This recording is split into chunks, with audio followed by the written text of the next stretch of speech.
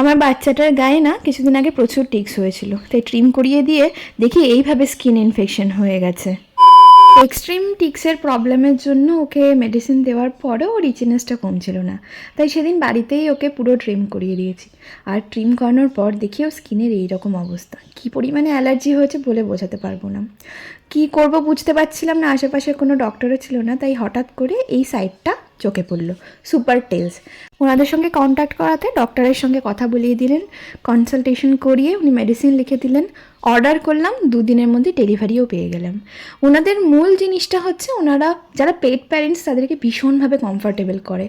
2-3 বার call করে আমাকে অডিওর সম্বন্ধে এত গল্প করেছে, এত জিজ্ঞাসা করেছে, সমস্তটা জেনে নিয়েছে যে ওর কী কী প্রবলেম হতে পারে। অ্যান্ড ডক্টরও আমাকে এত সুন্দর সাজেশন দিয়েছে ওর ডায়েট নিয়ে, সমস্ত কিছু নিয়ে। তো আমার এই অ্যাপটা ভীষণ ভালো লেগেছে ব্যবহার করে।